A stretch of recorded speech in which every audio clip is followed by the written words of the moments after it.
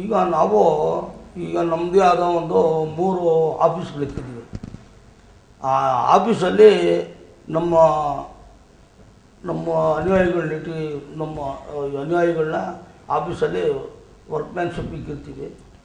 ಮತ್ತು ನಾವು ಡೆಲ್ಲಿಗೆ ಹೋಗ್ಬೋದು ಮತ್ತು ಇನ್ನೂ ಎಲ್ಲಿಗೋದ್ರೂ ನಮ್ಮ ಕಾನ್ಸ್ಟಿಟ್ಯೂನ್ಸಿನ ನಮ್ಮ ಜನತೆನ ಮತ್ತು ಅವ್ರನ್ನ ಮರೆಯೋಕ್ಕಾಗಲ್ಲ.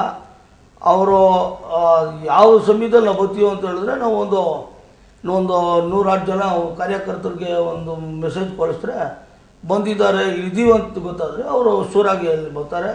ಅವ್ರ ಜೊತೆ ಸಂಪರ್ಕ ಬೆಳೆಸಿ ಅವ್ರ ತೊಂದರೆ ಆದರೆ ಅವ್ರ ಮನೆ ಹತ್ರ ಹೋಗಿ ಅಥವಾ ಅವ್ರನ್ನ ಆಫೀಸಿಗೆ ಕರೆಸೋದು.